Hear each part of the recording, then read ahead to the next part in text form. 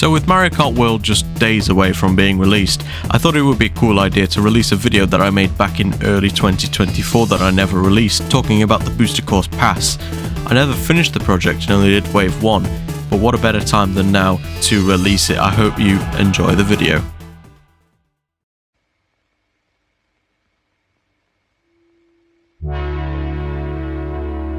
The year is 2022, and at this stage, Mario Kart 8 Deluxe is coming up to its 5-year anniversary. Many players, including myself, would always wonder when the next installment in the franchise would be. Cut to the 18th of March, and Nintendo do something no one expected.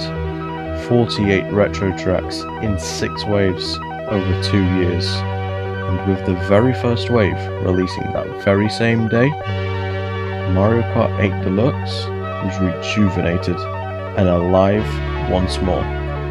Now, in current times, we can play an insane 96 tracks, all waves released with updates within them we wouldn't expect. And now, it's time to take a look back. This is the Booster Course Pass Retrospective.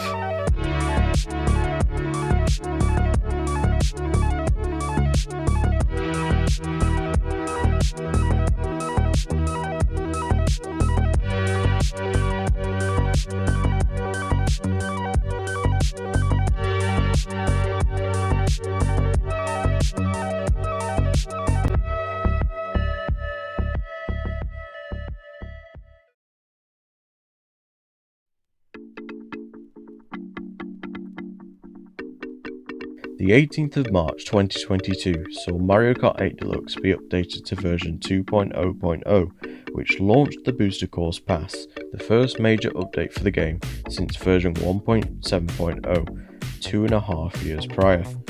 8 tracks were released to kick things off, with both fan favourites of the series and tracks being remade for the first time being included.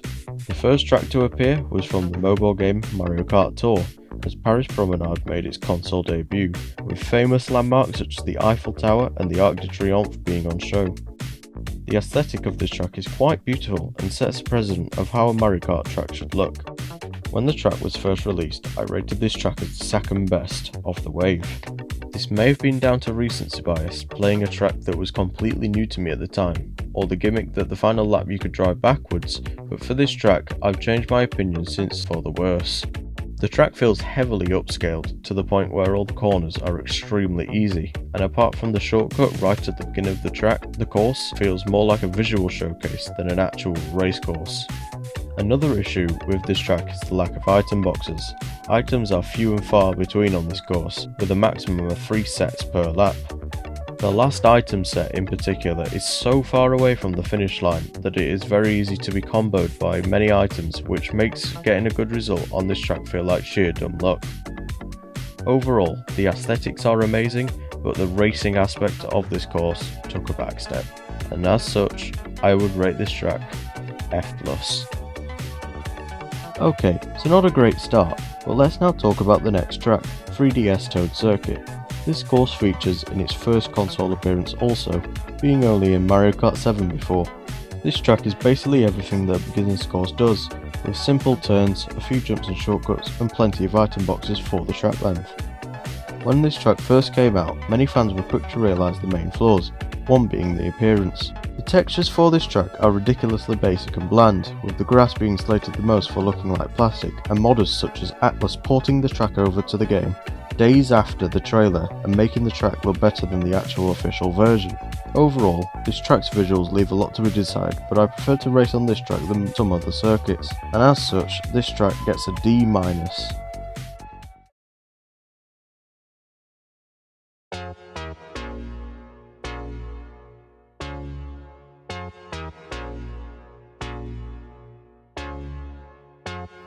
The third track we're going to talk about is N64 Choco Mountain. The sweet mystical hills are back for a third time after previously being in Mario Kart 64 and Mario Kart DS.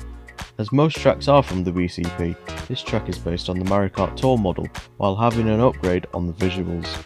This track takes more of a realistic setting compared to its counterparts, with trees and bridges hanging off the edge of the cliffs, and a crystal mine section being part of the course.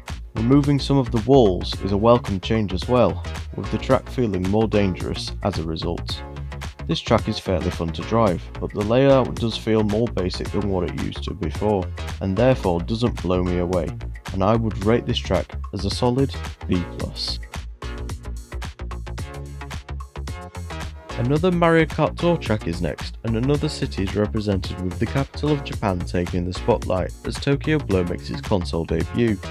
Many landmarks are seen on this track, including the Rainbow Bridge, which is where the start line is situated, the Ginzawako building, the National Diet building, and the Camino Ramon. I definitely mispronounced that, but we'll carry on anyway. The track only contains thwomps as obstacles however, and the track layout, similar to Paris Promenade, is extremely basic, and the track feels that overscaled that even 200cc feels easy on this course.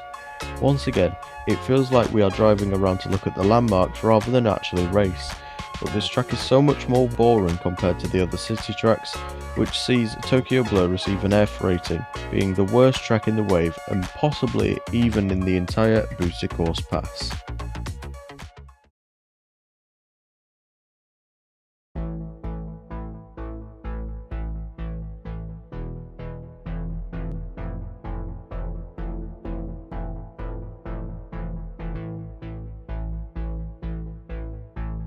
Coconut Mall is back, and it's arguably better than ever, making its third appearance after Mario Kart Wii and Mario Kart 7.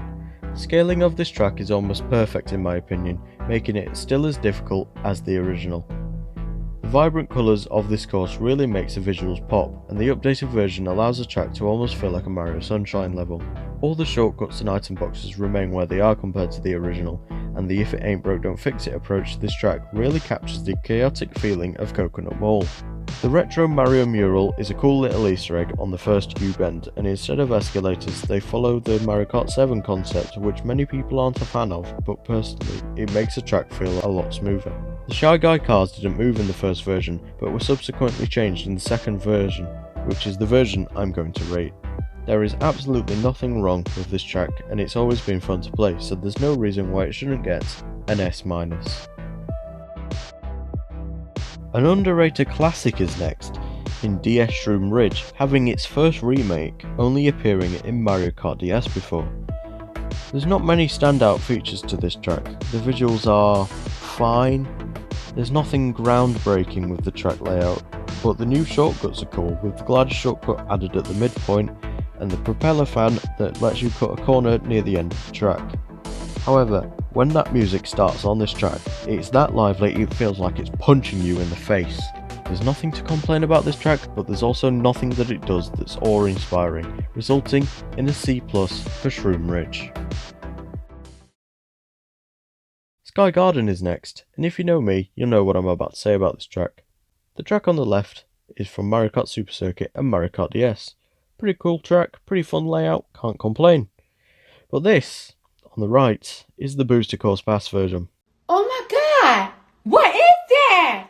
The track is almost unrecognisable compared to the previous versions, with the sheer amount of simplification that has happened, and as such, the track length is extremely short and feels cramped as a result. The leaf shortcut at the start of the track and the vine shortcut at the last corner are both cool additions, but there isn't much else this track has to offer layout wise. A few pluses of this track though is the visuals and the music. The track looks much prettier than the tour version that it is based from, using orange tiles instead of grey concrete for the road. And the music is very upbeat as well and is a big upgrade versus any other version of the song, but that doesn't save it from a poor rating of a D+. The last, but certainly not least track of Wave 1 is Ninja Hideaway, which is the first non-city track from Mario Kart Tour that has come over to 8 Deluxe. This track is absolutely amazing. The flow of this course is great, with plenty of tricking ramps, turns, alternative routes and obstacles to keep you on your toes. The first section has moving platforms that will spike you if you aren't careful, and the Ninja Shy Guys turning into bananas is a funny and cool addition. The middle gliding section with the bamboo shoots is good, but it's easy to get targeted off, therefore it's my least favourite part of the track. However, my favourite part of this course is the rooftop section, which makes you feel like a ninja infiltrating a base. The aesthetic is great as well, though it does slightly suffer from basic textures. The best part though is the music. Without question the best song in the Wave, with its punchy but catchy tune. I ranked this track 4th of the Wave from my first impressions, but it has quickly become a favourite of mine, and that's why it gets an S+.